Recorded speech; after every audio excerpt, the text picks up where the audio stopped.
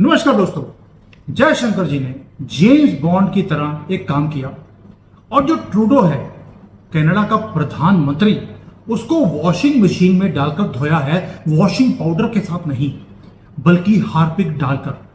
और वो हाथ लगाकर देख रहा होगा कि उसके साथ क्या हो गया।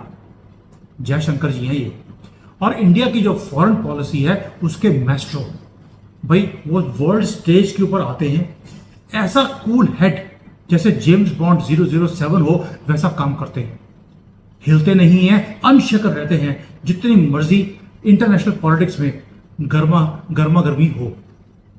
आप देखिए, शार्प सूट डाला होता है उन्होंने, अपना जो एक्सप्रेशन है, काम होता है, रेजर शार्प उनका बोलने का तरीका है। और टारगेट कोई भी वर्ल्ड का लीडर हो, उन्हें फर्क नहीं पड़ता उनके सामने कौन है। और आज की डेट में इनके हाथ चढ़ा है कनाडा का प्रधानमंत्री जस्टिन ट्रूडो। वो मिस फायर करता जा रहा है, जैसे विलन होता है आंखें बंद करके फायर करता है जेम्स बॉन्ड की तरह, और जेम्स बॉन्ड के ऊपर कोई गोली लगती ही नहीं है। वही हाल यहां पर भी हो रहा है, और वो भारत को बचाकर वो इस विलन से बाहर भी लेके जा रहा है। अब ये देखिए, ये जेम्स बॉन्ड की कोई मूवी नहीं है दोस्तों, ये रियल लाइफ में जयशंकर जी हैं जिन्होंने ट्रूडो को डिप्लोमेटिक वॉशिंग मशीन के अंदर धो दिया है। कोई छोटा काम नहीं किया जयशंकर जी ने, और ये फुल ऑन हार्पिक जॉब है। जहां पर डर्ट है, नॉनसेंस है ट्रूडो का, उसे एक डिप्लोमेटिक लैंग्वेज में धोकर दिखा रहे हैं कि किस तरह से इन गोरों को सबक सिखाना चाहिए। And you should not make any mistake. जो ये मिनिस्टर है, इन्होंने ऐसा क्लीन अप का काम किया, ऐसा स्ट्रॉन्ग जवाब दिया है अपनी एक फोरम के अंदर। मैं खुश हो गया कि यार, अगर स्ट्रेंथ दिखानी हो तो ऐसे हो, नीचे लगकर दबने की जरूरत नहीं है इनसे, इन वेस्टर्न पावर से। फ्रीडम ऑफ स्पीच के नाम पर जैसे जयशंकर जी ने धोया, और ब्रिलियंट एक टेक डाउन था एनडीटीवी का जो वर्ल्ड समिट था उसके अंदर। उन्होंने बोल दिया ये इंडिया की सेंचुरी है, और उन्होंने साथ में डेमो जो ये वेस्टर्न पावर्स है, स्पेशली कनाडा, उसकी हिपोक्रेसी को भी एक्सपोज कर दिया। उन्होंने बोला इट्स वेरी अपरेंट जो ये काम कर रहे हैं, इनको पता नहीं किसने लाइसेंस दे दिया है, और लाइसेंस भी इन्होंने लगता है कि अपने आप को दे दिया कि अगर इनके ऊपर कोई बात होगी तो बात डिफरेंट होगी, लेकिन अगर दूसरे कंट्री के डिप्लोमेट्स के साथ बात होगी तो डिफरेंट लेवल पर ये बात करते हैं। यानी कि बॉम्ब ब्लास्ट कर दिया है जयशंकर जी ने, एक ही गोली चलाई, और ट्रूडो है या उसकी ये गिरती हुई गवर्नमेंट, क्योंकि जस्ट इन जो ट्रूडो है जस्ट आउट ट्रूडो बनने वाला है। और जयशंकर जी वहीं पर स्टॉप नहीं किए, उन्होंने ये भी बोल दिया कि when we tell them that you have people who are openly threatening leaders of our country, हमारे डिप्लोमेट्स हैं, हमारे लीडर्स हैं, आपके कंट्री में लोग उन्हें थ्रेटन कर रहे हैं, और आप बोल देते हैं कि फ्रीडम ऑफ स्पीच है, हम नहीं रोक सकते। लेकिन इसके बाद उन्होंने क्या बोला, साथ में उन्होंने बोल दिया कि आप इन उग्रवादियों के साथ बैठकर बिस्तरे गर्म भी करते हैं। Let me get it straight दोस्तों, आपने कभी भी भारत के जो फॉरेन मिनिस्टर है उससे ऐसी लैंग्वेज कभी आपने सुनी है? और साथ में उन्होंने एक अल्टीमेट प्लॉट जो है, ट्विस्ट है स्टोरी में, वो भी उजागर कर दिया कि अगर इंडियन जर्नलिस्ट अगर ये कोई बोल देता है कि कैनेडियन हाई कमिश्नर जो है साउथ ब्लॉक से बाहर निकला था और मुंह फूला हुआ था, तो यही कैनेडियन जो गवर्नमेंट है उसने बोल दिया कि इंडियन मीडिया हमारे लोगों के मामले में दखल दे रहा है, फॉरेन इंटरफेरेंस हो रही है। लेकिन अगर इंडियन हाई कमिश्नर को थ्रेटन किया जाता है तो बोलते हैं फ्रीडम ऑफ स्पीच के अंदर हम कुछ नहीं बोल सकते। यानी कि इनके काले मुंह के ऊपर अगर कालक थोपी जाए तो इनको बुरा लगता है, लेकिन हमारे गोरे मुंह के ऊपर जब ये कालक फोकने की कोशिश करते हैं तो ये बोलते हैं कि भाई freedom of speech, freedom of expression. Classic moment है जो जयशंकर जी ने ट्रूडो का उजागर किया, और कनाडा अपने डिफेंस के अंदर उनको शब्द नहीं मिल रहे क्या करना है। और उसके बाद जयशंकर जी ने ट्रूडो को डिप्लोमेटिकली ट्रक के नीचे भी फेंक दिया। वो कैसे? उन्होंने बोल दिया कि ये इतना मैसी सिचुएशन है जो ट्रूडो ने क्रिएट करी है सिर्फ इसलिए कि वहां पर इलेक्शंस है, उन्हें खालिस्तानियों की सपोर्ट की जरूरत है। पूरा चीज को स्पिन कर दिया, और डिप्लोमेटिक टेंशंस के अंदर जयशंकर जी अब बॉस की तरह काम कर रहे हैं। थोड़ा सा अब स्टेप बैक लीजिए। जो टेंशन हैं इंडिया और कनाडा के बीच में, वो कल शुरू नहीं हुई है जब जयशंकर जी ने ये स्पीच दी। ये बहुत आहिस्ता आहिस्ता ये पकती जा रही है। ट्रूडो जो गवर्नमेंट है उसने रेडिकल खालिस्तानियों को एक पनाह दी हुई है अपने कंट्री में। हमारे डिप्लोमेट्स को, एंटी इंडिया प्रोपेगेंडा को वहां पर प्रमोट किया जाता है। और बॉलिंग पॉइंट तब हुआ जब निज्जर को मार दिया गया लास्ट ईयर, एक वेल नोन खालिस्तानी टेररिस्ट। और ट्रूडो ने क्या बोला? उसने बोल दिया कि पॉइंट फिंगर्स किया है भारत के ऊपर कि आप इन्वॉल्व हैं इसकी असैसिनेशन में। वो भाई कॉकरोच था, मार दिया, जुड्डी में उसके आग लगा दी हमने। और ऐसे ही इनकी आग लगानी चाहिए, किसी की बकरी की दाढ़ी में और किसी के ऊपर नहीं छोड़ेंगे किसी को। वो कोई भी करे, ये नहीं है कि इंडियन गवर्नमेंट ने किया है, लेकिन कोई भी एविडेंस, सॉलिड एविडेंस, क्या छोटा सा भी एविडेंस कनाडा के पास नहीं है। और भारत के ऊपर इन्होंने एलिगेशन लगा दिया, we are not going to take it. Jaishankar ji ने जेम्स बॉन्ड स्टाइल में ही स्ट्रक बैक और बिल्कुल भी किसी वर्ड्स को मिस नहीं किया है। उन्होंने कैनेडियन एम्बेसी वालों ने हमारे 6 लोगों को भी बाहर निकालने की बात करी, हमने उनके 6 बाहर निकाल दिए और अपने एनवॉय को वापस भी बुला लिया। और ये भी बोल दिया आपके बेसलेस एलिगेशंस के ऊपर अब हम बॉक्सिंग करेंगे बिना ग्लव्स के। और यही एनडीटीवी के जो वर्ल्ड समिट है उसके अंदर जयशंकर जी ने किया। यानी कि अब डिप्लोमेसी के अंदर अगर दुनिया में अगर आपको कोई फ्रंट सीट पर बैठा हुआ दिखाई देता है वो जयशंकर जी। और जयशंकर जी एक चीज और बोली, मुझे बड़ा मजा आया सुनकर। उन्होंने क्या बोला? This western powers seem to have a problem. मुझे ये लाइन इतनी जबरदस्त लगती है जहां पर उन्होंने इन गोरों के मुंह के ऊपर ये बोल दिया कि तुम्हें राइट किसने दिया है, तुम खुद ही अपने आप को चैंपियन बनते जा रहे हो हर सारी जो डिप्लोमेसी है उसके लिए। इंटरनेशनल अफेयर्स में तुम्हें लगता है कि तुम्हारी जो हिपोक्रेसी है वो सबको माननी पड़ेगी। आपकी हिपोक्रेसी तो क्रिस्टल क्लियर है। आपके डिप्लोमेट्स वो हमारे कंट्री के अंदर हमारी मिलिट्री की इंफॉर्मेशन चोरी कर रहे हैं, पुलिस के अंदर चोरी हो रही है इंफॉर्मेशन की, प्रोफाइलिंग हो रही है लोगों की, मिनिस्टर्स को फॉलो किया जा रहा है। और हम जब आपको बोलते हैं तो आप बोलते हैं कि डिप्लोमेट्स का तो ये काम ही होता है।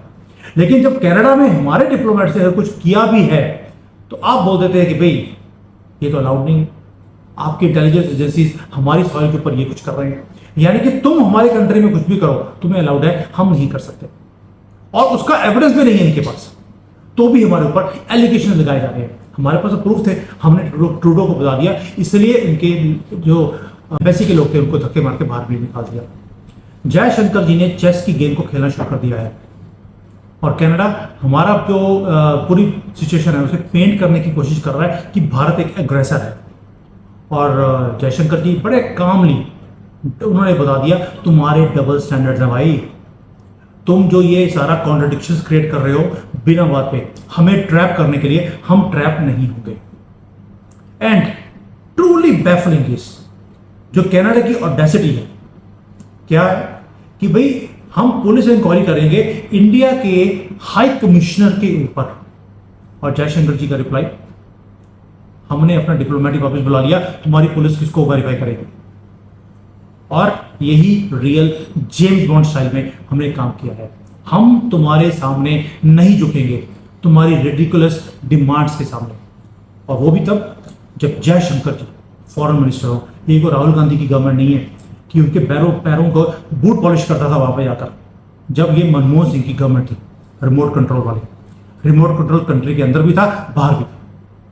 और जयशंकर जी ने उसके बाद और थोड़ा सा और एक टेम्परेचर को हाईलाइट कर दिया, स्पॉटलाइट डाल दी कनाडा के ऊपर। ये इनकॉम्पिटेंट गवर्नमेंट है जो रेडिकल एलिमेंट्स को हैंडल नहीं ना कर पा रही है, ना करना चाहती है। और खालिस्तानी जो एक्सट्रीमिस्ट हैं वो फ्रीली कनाडा के अंदर घूम रहे हैं, जो थ्रेटन कर रहे हैं भारत को, हमारी फ्लाइट्स को उड़ाने की बातें बोलते हैं। और ट्रूडो गवर्नमेंट उसके लिए कुछ भी नहीं कर रही। क्यों?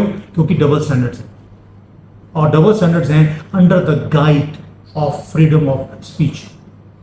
लेकिन जो हमारे डिप्लोमेट्स हैं इन्हें एक्सपेक्ट किया जाता है कि ये चुप कर ये थ्रेट्स को एक्सेप्ट करें। अगर ट्रूडो को या इसके फॉरेन मिनिस्ट्री को या इसके जो एम्बेसी के लोग हैं उनको हम थ्रेटन करें, उनको उड़ा दो, ये हमें उड़ा देंगे।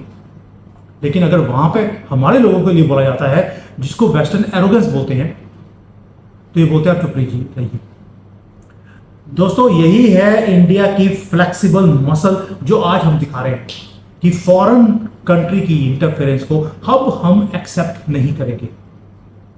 और जयशंकर जी ने एक काम जो और बोल दिया, वो भी बड़े ओपनली, कि वर्ल्ड ऑर्डर चेंज हो रहा है और इन गोरों को समझ नहीं आ रही कि इनकी जो पावर थी, दबदबा था, वो खत्म हो रहा है।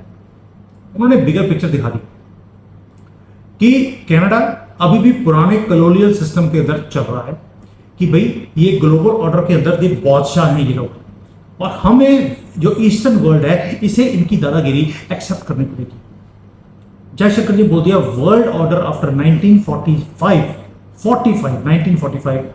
हैवीली वेस्टर्नाइज था, लेकिन अभी पिछले 20-25 सालों में ये रीबैलेंसिंग हो रही है, मल्टीपोलर वर्ल्ड बनता जा रहा है, और ये जो नॉन वेस्टर्न कंट्रीज हैं वो अपनी राइटफुल प्लेस बनाती जा रही हैं ग्लोबल स्टेज के ऊपर।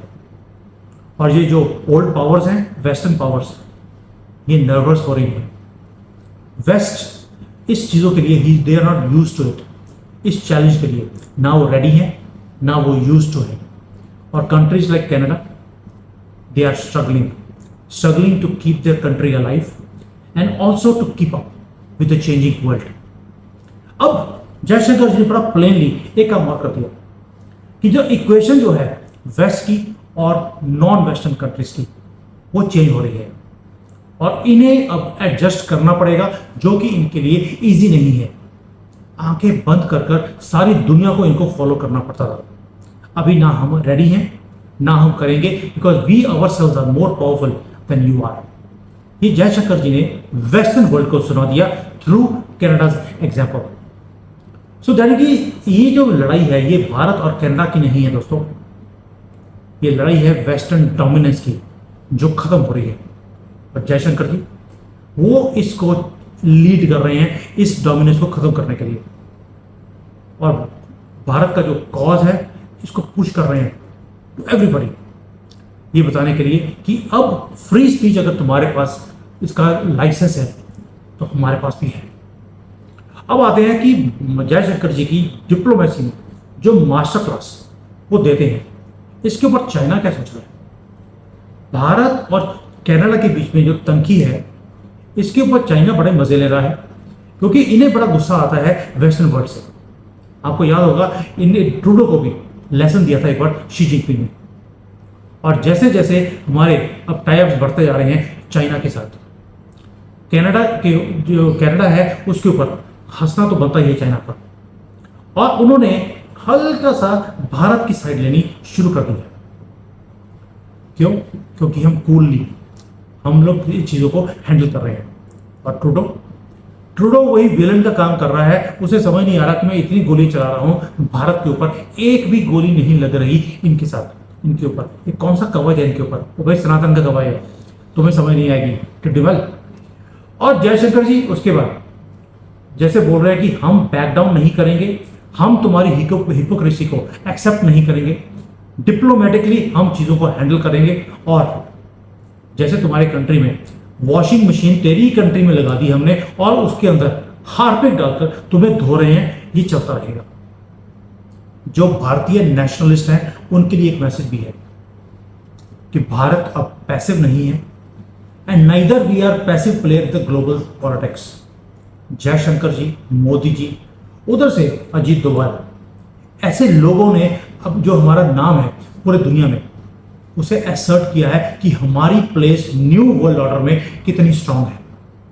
और ये जो डिप्लोमेटिक गेम्स हैं ये चलती रहेंगी। रेस्ट एश्योर्ड दोस्तों, जयशंकर जी हैं तो मुमकिन है। बाकी पहले बोलते थे कि मोदी है तो मुमकिन है, मैं कहता हूं जयशंकर जी हैं तो डिप्लोमेसी में हर चीज मुमकिन है, क्योंकि जैसे जेम्स बॉन्ड को सारे ट्रिक्स पता होते हैं कि कैसे करना है, कैसे किसी भी डिफिकल्ट सिचुएशन में से बाहर निकलना है। जयशंकर जी उसी क्लास को बिलोंग करते हैं। And in this changing world order, one thing is sure, when it comes to defending India's interest. Jaishankar ji सिर्फ एक प्लेयर नहीं है, वो पूरी की पूरी गेम को रीडिफाइन करते हैं, क्योंकि रूल्स भी जयशंकर जी के होते हैं। थैंक यू, जय हिंद एंड वंदे मातरम।